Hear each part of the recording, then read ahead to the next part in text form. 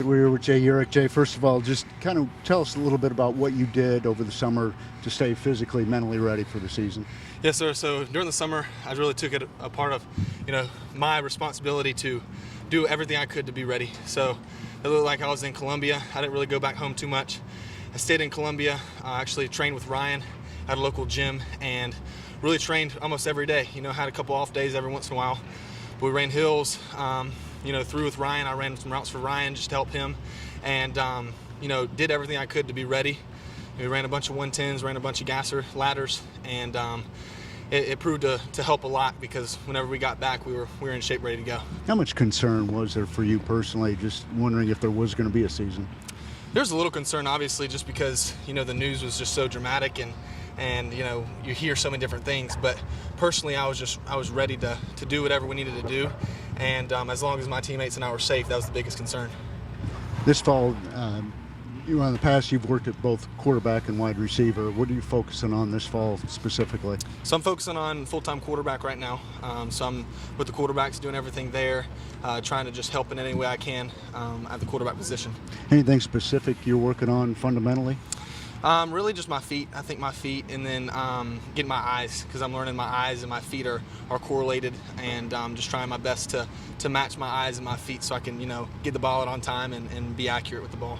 Take us in that quarterback room. What's the chemistry like in there on a day-to-day basis? The chemistry is amazing. It's been really good to see, just because I've been here for so long. I've been able to see different rooms and different coaches, and what I see from us is just a tight-knit group that's really working hard, really competing, and has a really good relationship off the field together, whether it's going out to eat or just joking around. So it's really cool to see how we've come together, especially with Colin coming in as a new guy, and then Luke's been here since the winter. So it's been great to see how we've all meshed together. You've had a few quarterback coaches and offensive coordinators since you've been here. Tell us a little bit about Mike Bobo and what he's like. Yeah, Coach Bobo is awesome. He demands excellence. He is very structured and very disciplined in what he does. Technique-wise, our footwork is very strict, and we know we're going with the ball for each coverage, and that builds confidence in us as a group because there's no really second-guessing anything. We know if it's one high, we're going someplace, and if it's two high, we're going another place, and some other reads are across the board, but it's really cool because you build confidence with that, and he's very strict and disciplined in how he coaches. Anything different about the offense specifically that maybe he brings that we haven't seen before as Gamecock fans? Yeah, I think you'll see some motions and just new things that we might not have ran in the past. Maybe some flashy stuff a little bit, but really we want to be a downhill team that runs the ball and have some play action pass and be able to spread it out and beat people throwing the ball as well. What have you seen from the wide receivers, especially the younger guys? Who's caught your eye? Yeah, it's been impressive to watch the receivers and how we've come along. The guys that I had a relationship with before at the quarterback room with DeCarrion, seeing him, how he's been able to be selfless and transition full-time receiver, he's been great. Jalen Brooks, the new transfer, he's been great. Josh Van, Xavier, a lot of different guys have come along, and we've had a lot of explosive plays lately, and it's really cool to see us beating up on the defense. Hensei ruled a couple weeks ago that basically this year doesn't count against you.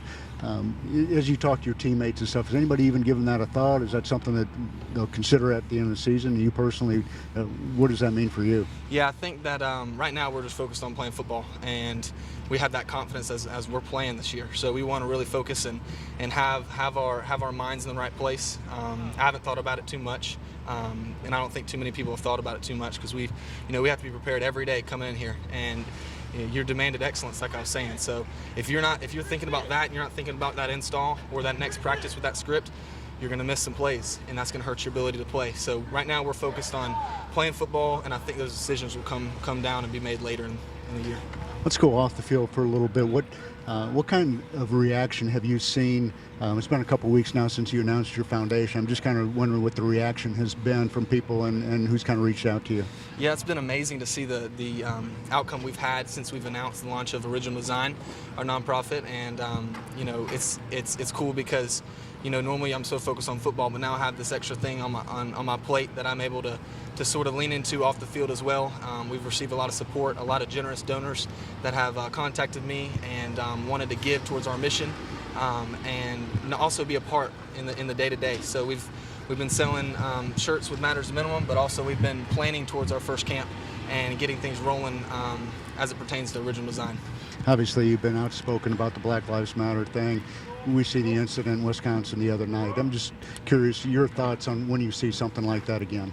Yeah, I actually haven't watched the video. I haven't had social media. I just got it yesterday, and I don't plan on watching it just because that's just very heartbreaking. And I feel like I can speak for our team. It's heartbreaking, and I'm tired of it. And that's really all I have to say. And yeah.